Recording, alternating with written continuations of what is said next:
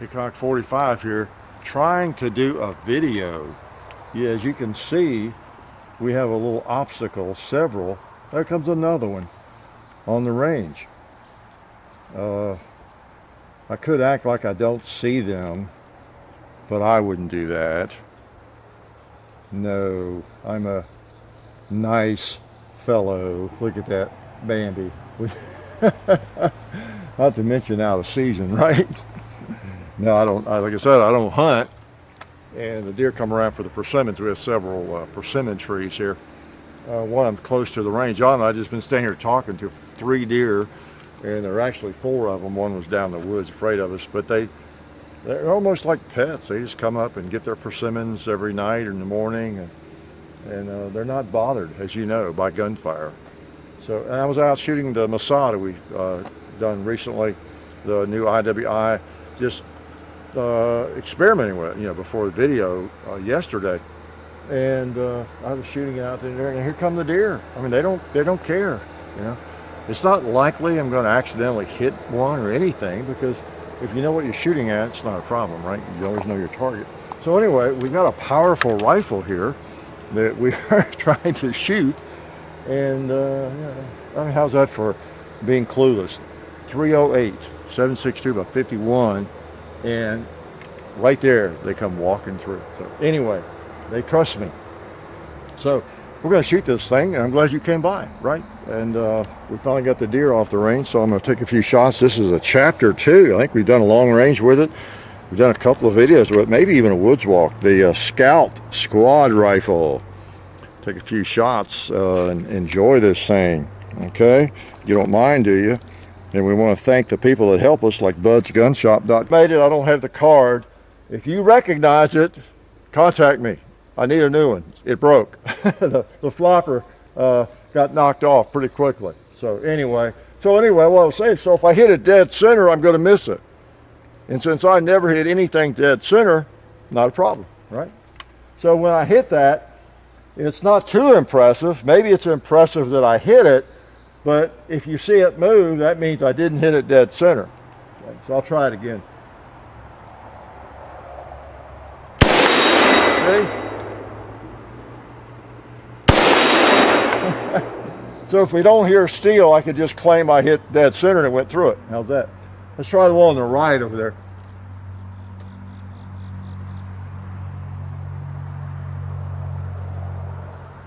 Yeah, I'm having a little trouble finding that sight. There we go. Try the one in the middle. Oh, nice rifle. Woo! What a nice one.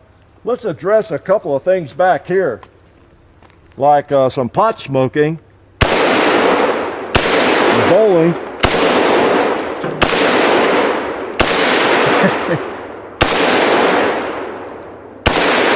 doggies.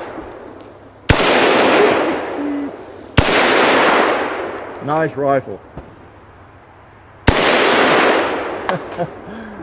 Let's see, I gotta avoid shooting steel. See if I can hit that 2-liter without hitting steel. It's gonna be tricky. Woo! Boy, hey, 20 rounds, it just keeps on firing. What else is to hit? How about that 2-liter right there? Yeah, that was the last round. Okay.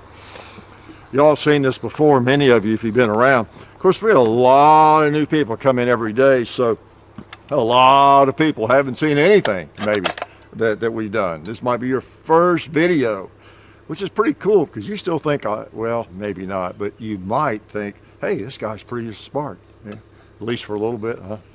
Until you see other videos and the rest of this one. Yeah, man. So good old 308, otherwise known as, in military parlance, 7.62 by 51. Pretty nice round, and powerful.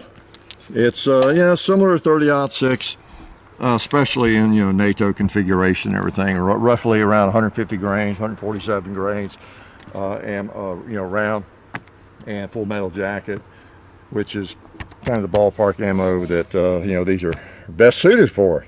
So, the M1A, any M14 variant is just fun and sweet to shoot. As I've said before, every time we post a video with one of these, it brings out a lot of people who just love them. It brings out a lot of military, ex-military, folks who carried them, and it's fun to read the comments from folks who 99% of them are not making it up, that actually carried one or had experience with it. Because if you have one, you have fired one much, you know the fondness that you develop for these rifles, and it's I don't know if it's indescribable. It's almost unexplainable, because there are so many really cool firearms out there, and in this category in terms of power factor and cartridge and everything, there's just so many great rifles. But there's just something about the M14 variants, I'll say, whether it's an M1A, which is a Springfield trademark, or some of the others. I've got the LRB, and there's the Fulton Army. There's a bunch of people that make them. I can't even name them all. And speaking of 308, now you don't mind today, we got deer on the range. I don't know, we could end up with a werewolf out there. Look what we've got from ATMEX, a 308 round. The difference is, I think this one is not loaded quite as hot. Depending on how you look at it, it's actually pure silver, 2 ounces of pure silver. So yeah, we appreciate the help from ATMEX, the American Precious Metal Exchange. And I just had to bring out the 308 and a big 10-ounce bar today. Isn't that cool? 10 ounces of pure silver. That's a beautiful thing. So anyway, we appreciate their help. They have all that at their site, and you can find a link in our description. Check them out. Appreciate their help. I promise not to fire their ammo. It would be pretty expensive. Okay, the Martini Henry, as I later calculated, was actually $10 a shot. In the video, both videos, I said $5 a shot. I was using my Kentucky math. Boxer ammo is $200 for 20 rounds, and somehow I got $5 a shot out of that. I mean, I've been out of Kentucky a long time, but not long enough, I guess. So I said that in both videos, I think. But I have to say, only one person caught me on it, I think. so this would be more than $10 a shot, is my point. So anyway, we appreciate everybody that helps us, and this is just a sweet rifle, and I'm going to shoot a little bit. I knew you'd want to be here for the chapter 2, and I tell you what, it got a little different thing today going on. Just like with the SCAR, I have come to the conclusion, it's taken me how many years since I've been into the M1A or the M14 variant world.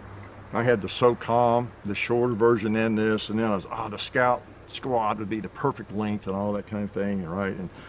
And what I do, I get an LRB and the Vietnam configuration, the full length. That's the only reason I have it out here. I'm not going to shoot it, but that's like the M1A I passed on to John when I bought this one.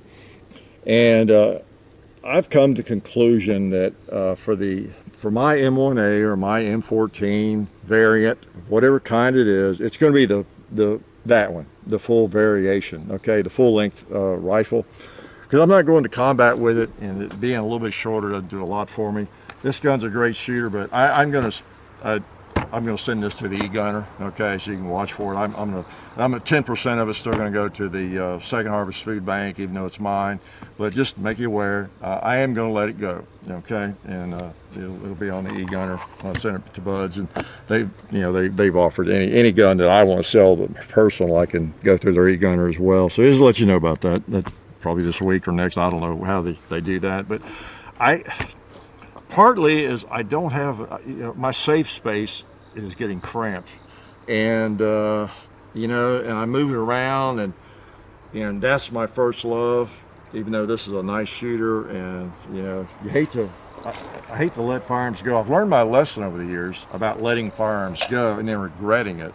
So I really think it over before I allow those decisions to creep into my brain. I really do. So let's shoot a little bit more. I'll link to the first couple of videos with it. I was going to put a red dot on it. I almost did for today's video. Put the Romeo 5 on there, and I brought it out, and it is on the higher stand, and it was up kind of high. If I were going to rig this out with that sight, I would take the base off, and it was going to be a little more involved than I wanted to full width for one video.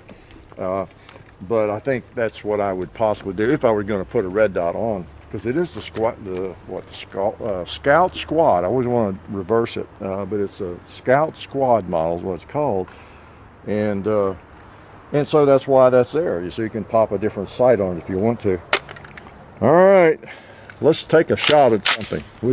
Y'all help me keep an eye out for the deer now. I don't want to end up in jail for shooting a deer in the wrong month. All right, let's go. Oh, there's a cinder block over there.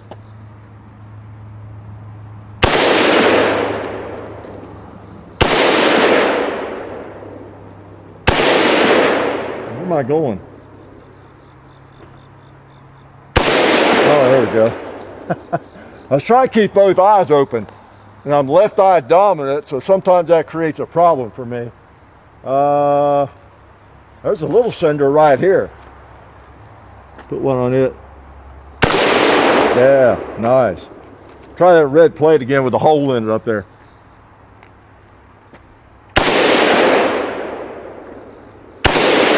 I might be going right through the hole. Or not.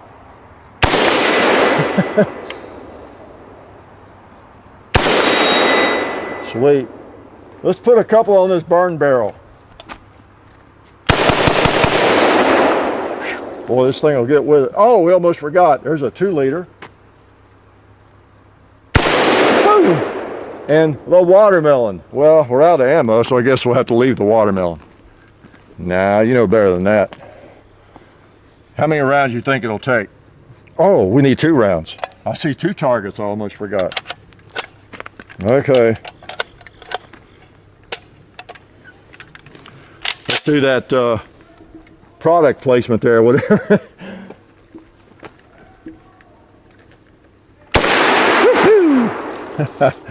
Now we got 1 round left. Maybe that'll be enough.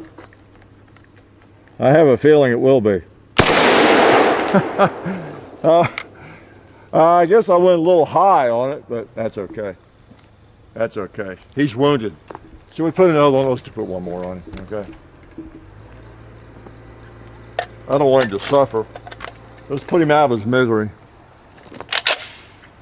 All right. There we go. I hate to see a wounded animal, okay? So yeah, the old Scout Squad, it's a nice rifle too. Really everything from Springfield is that I've ever had, and the M14 is they're just sweet rifles. One of the things I've come to conclude, again, you know how I am. I love having one Swedish Mauser, the Model 96, for example, full just the gun. A Krag. I have a Krag. I don't really have a desire to have 3 or 4 of them. I have a K31. I have a lot of firearms like that.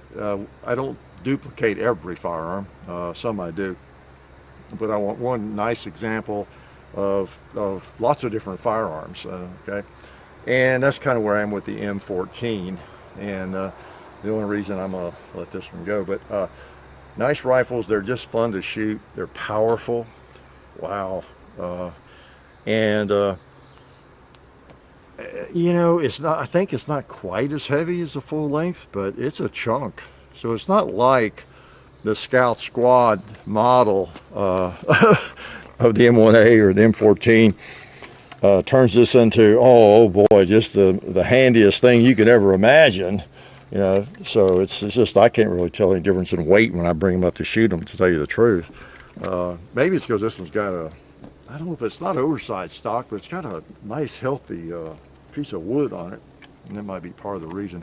But if I want to go lighter and smaller, I'm probably not going to stick with a 308. I'm going to, in my 6.8 LWRC or an AR-15, that kind of thing, if I want to be climbing mountains in combat, that sort of thing. But anyway, they're all fun and they're all cool, and I appreciate you coming out. So I guess this is the last time I'll get this one out for a video. But we hadn't done a chapter 2, and thought we would, and let you know I'm gonna let it go. Woo! So pretty cool rifle.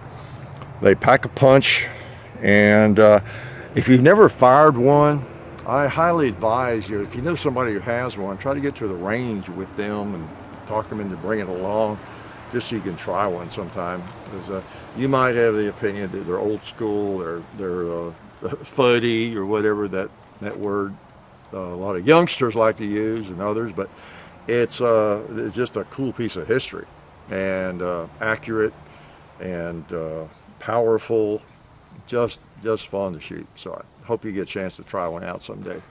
So anyway, I'll let you go because I have yacked too much, and that sometimes happens when I get a favorite firearm out, right? So I don't have anything else to tell you today except that we appreciate your support and appreciate y'all coming out, even when it's hot like this, and watching what we're up to, because you're probably sweating just as much as I am. It's up in the mid to upper 90s today, a little bit humid, and so I know you're suffering right along with us, and we appreciate you making that sacrifice, really do. So y'all take care. Life is good.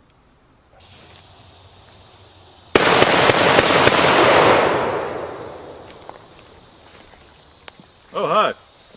Well, I've got you here. I want to let you know about some other places you can find us on the internet and TalonGunGrips.com.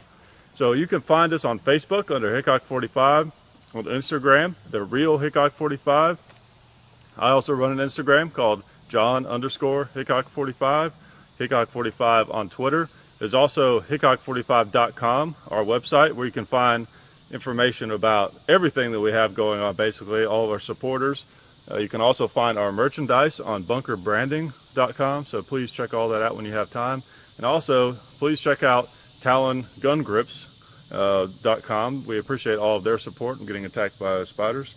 I don't know if they have any products for that or not, but you can get a lot of different grips for different types of handguns and rifles to give you different types of textures that you may want, that they can really help you grasp the pistol much better. So go to TalonGunGrips.com and check everything out that they have. And as always, read the descriptions in these videos. There's a lot of questions you may have that can be answered by the description, and also check out the links that we have down there. I appreciate it, and I've got some more shotgunning to do. I'll see you guys later.